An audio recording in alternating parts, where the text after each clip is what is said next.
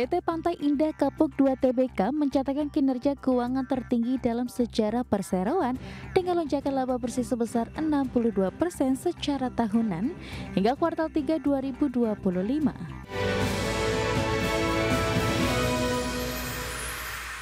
Pemirsa, terima kasih Anda masih bersama kami. Pemirsa, PT Pantai Indah Kapuk 2 Tbk melaporkan raihan laba bersih sebesar 791 miliar rupiah hingga kuartal 3 2025 atau melonjak 62% year on year.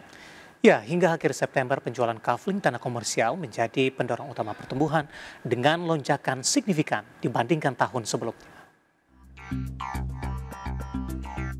PT Pantai Indah Kapuk 2 Tbk mencatatkan kinerja keuangan tertinggi dalam sejarah perseroan dengan lonjakan laba bersih sebesar 62% secara tahunan hingga kuartal 3 2025.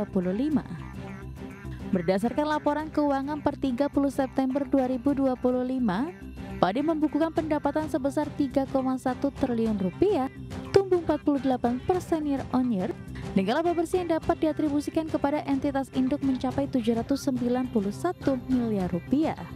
Capaian ini menjadi rekor tertinggi perseroan didorong oleh percepatan serah terima unit rumah tapak, peningkatan penjualan produk komersial, serta penguatan permintaan tanah komersial di kawasan Pantai Indah Kapuk 2.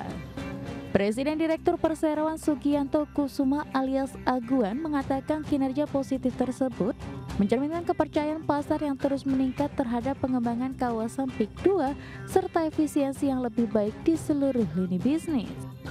Hingga akhir September 2025, penjualan kafling tanah komersial menjadi pendorong utama pertumbuhan dengan lonjakan signifikan dibanding tahun sebelumnya. Segmen residensial juga mencatat kinerja stabil berkat permintaan yang kuat. Sedangkan segmen produk komersial mencatatkan pertumbuhan paling agresif melonjak 114% year on year. Berbagai sumber IDX Channel. Pemirsa, PT Humpus Maritim Internasional Tbk semakin gencar untuk melakukan ekspansi. Usai mencatatkan total serapan belanja modal mencapai 134%, yakni sebesar 53,14 juta dolar Amerika. Direktur Utama Perseroan Tirta Hidayat menyatakan hingga kini Perseroan telah mengakuisisi 8 kapal, di mana penambahan 8 armada tersebut sejalan dengan strategi ekspansi yang berfokus pada peningkatan produktivitas dan diversifikasi portofolio usaha. Perseroan sendiri menargetkan penambahan 10 armada di sepanjang tahun 2025 dengan nilai belanja modal sebesar 39,57 juta dolar Amerika. Sementara itu terkait kinerja keuangan, Perseroan membukukan pendapatan usaha senilai 96,48 juta dolar Amerika Serikat per kuartal 3 2025 atau meningkat 5,27% dibanding pendapatan usaha pada periode yang sama di tahun sebelumnya.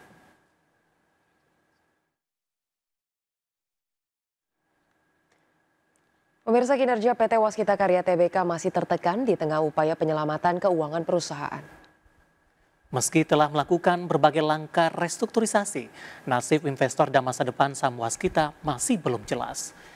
Hingga kuartal ketiga tahun ini, Waskita Karya mencatatkan rugi bersih sebesar 3,17 triliun rupiah, naik 5,74% dari periode yang sama di tahun lalu. Penurunan kinerja juga terlihat dari pendapatan usaha yang turun 22% menjadi 5,28 triliun rupiah. Di saat yang sama, nilai kontrak baru hanya mencapai 5,6 triliun rupiah, didominasi proyek sumber daya air. Direktur Utama Waskita Karya Muhammad Hanugroho menyebutkan, saat ini Perseroan tak lagi memiliki fasilitas kredit perbankan. Aliran kas pun terbatas sehingga Perseroan fokus pada investasi aset, termasuk jalan tol. 2 ruas akan dijual pada Desember 2025, salah satunya tol Cimanggis-Cibitung senilai 3,3 triliun rupiah. Penjualan sejumlah ruas lainnya juga targetkan bertahap hingga 2027 untuk menjaga likuiditas.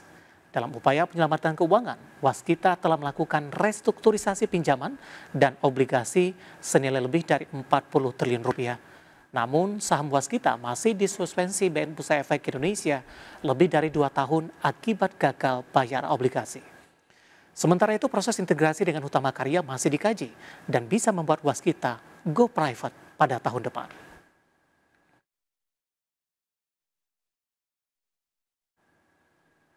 Ya, pemirsa, informasi lainnya akan kami hadirkan usai jeda berikut ini, tetaplah bersama kami.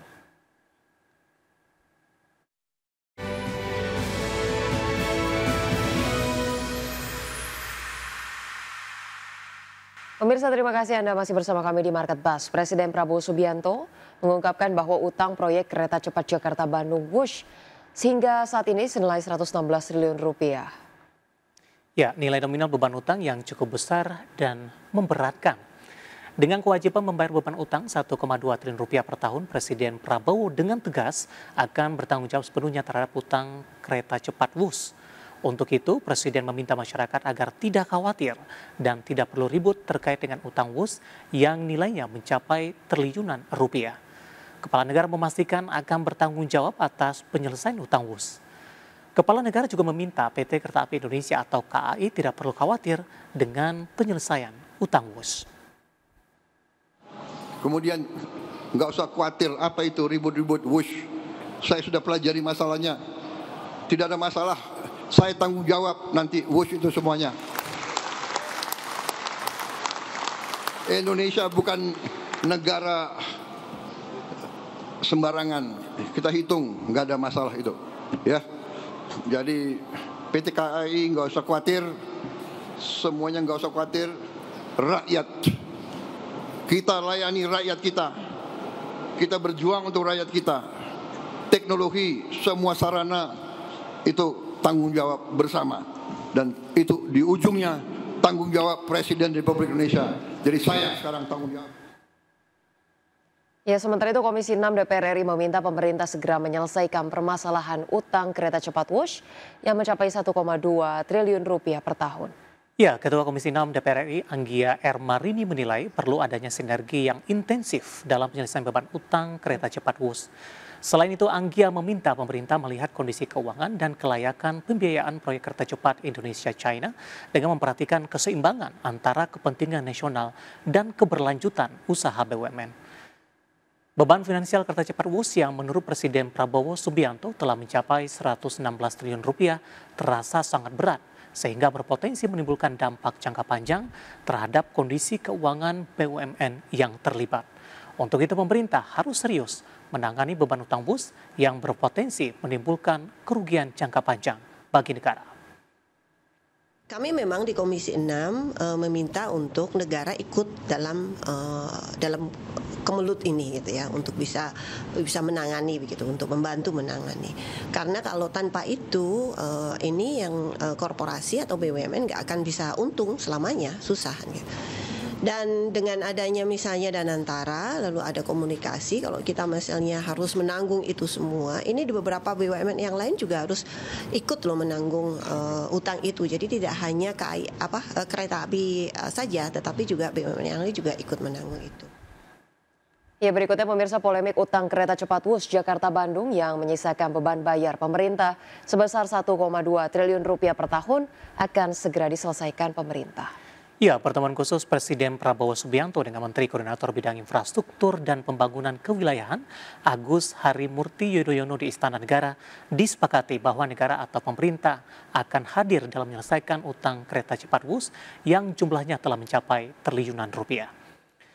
Presiden dan AHY beban utang kereta Wush ini sepakat untuk menstrukturisasi keuangan terkait utang kereta cepat Wush hingga 2085. Menko AHY juga optimis permasalahan utang Wush dapat dituntaskan dan sektor transportasi perkeretaapian nasional akan semakin maju. Selain itu, AHY mengungkapkan kemungkinan APBN turut membantu masalah keuangan pada proyek kereta cepat Wush. Kami sepakat untuk menghadirkan solusi yang terbaik, yang paling visible, yang paling baik untuk semua.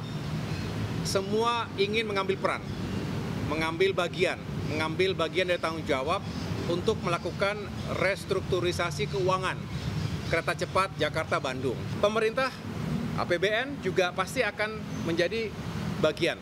Tetapi untuk seperti secara spesifiknya nanti akan kami sampaikan pada kesempatan yang lain. Yang jelas kita tadi berbicara infrastruktur seperti halnya di banyak negara, infrastruktur transportasi termasuk kereta itu juga tentunya negara hadir di situ.